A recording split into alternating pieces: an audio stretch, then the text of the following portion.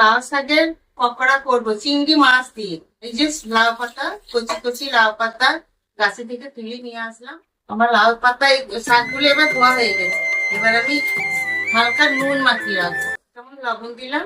আমি লাউ শাক গুলো আমি নুন মাখিয়ে একটু 10 মিনিট রেখে দেবো।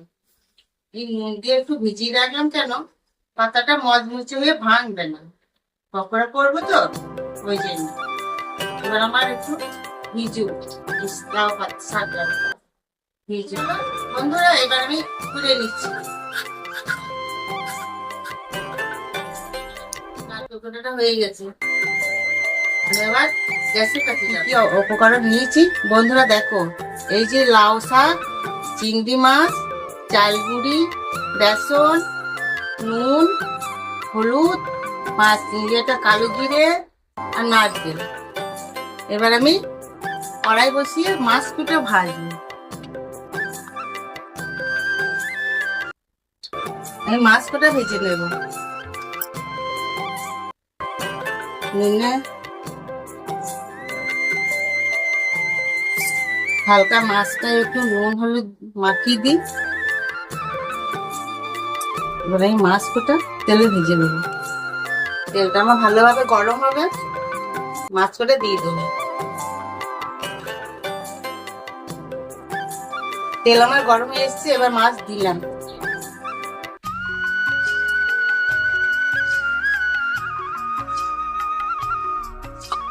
মাছটা নাড়াচাড়া করে তুলে নেবো। এবার মাছটা আমি তুলে নিচ্ছি। মাছটা তুলে নিচ্ছি। চিংড়ি মাছগুলো বেটে নেবো। চিংড়ি মাছ নিলাম।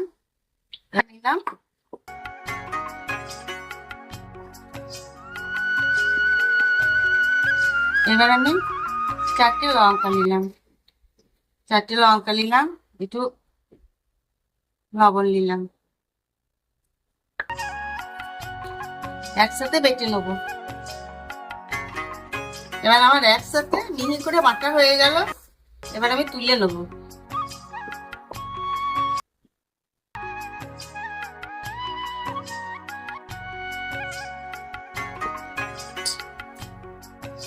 এর মধ্যে আমি নারকেল কোড়াটা বেটে নিচ্ছি।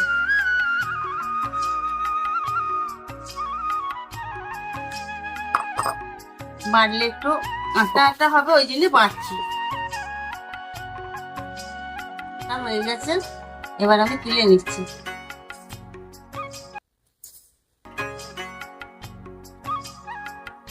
মিহি করে বেটে নিলাম, এবার তুলে নিলাম।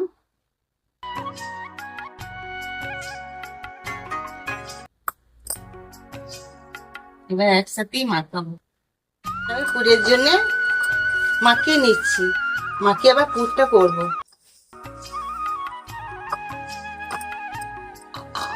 এবার চিংড়ি মাছটা দিলাম, নারকেলটা দিলাম। এবার আমি পুরটা করে নিচ্ছি। এবার আমার মাখানো হয়ে গেছে। চিংড়ি মাছ আর নারকেল পুরটা আমার মাখানো হয়ে গেল।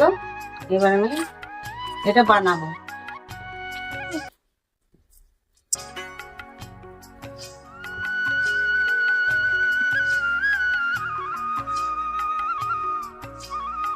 দেখুন বন্ধুরা আমি কেমন করে পুরটা ভরছি, দেখুন।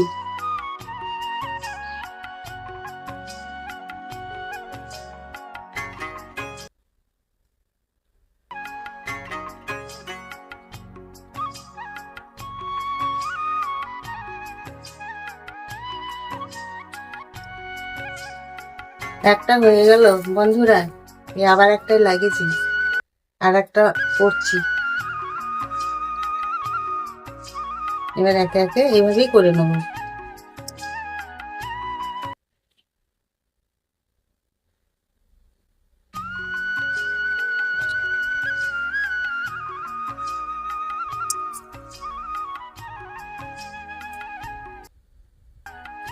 এই যে দুটো হলো,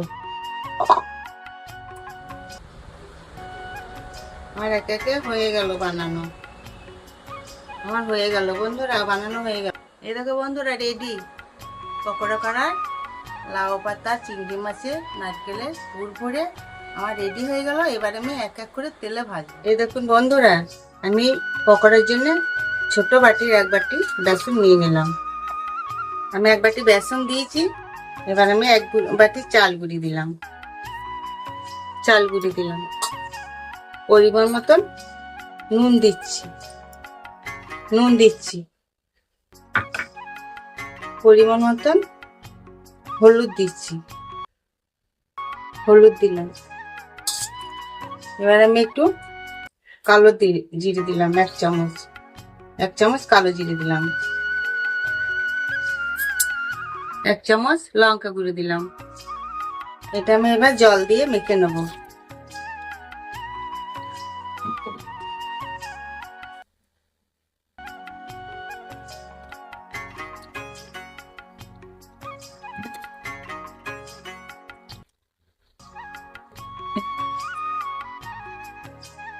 কারণ পকোড়াটা মুচমুচে হবে।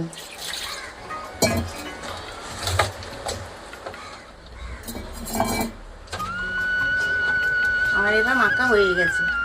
এবার আমি গ্যাসের কাছে যাই।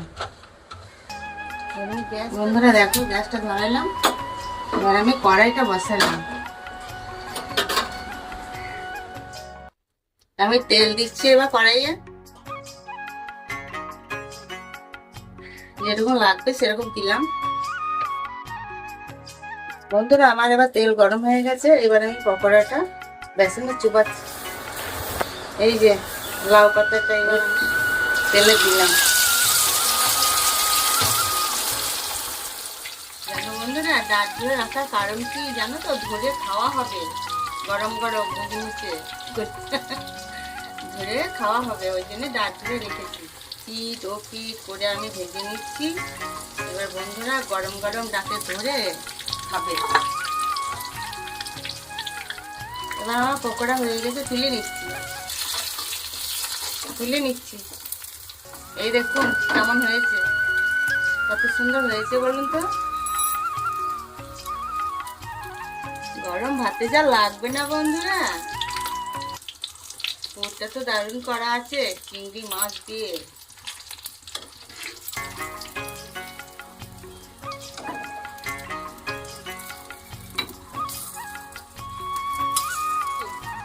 গরম ভাতটা পরে খাবো, এখন শুধুই এক পিস খেয়ে দেখি।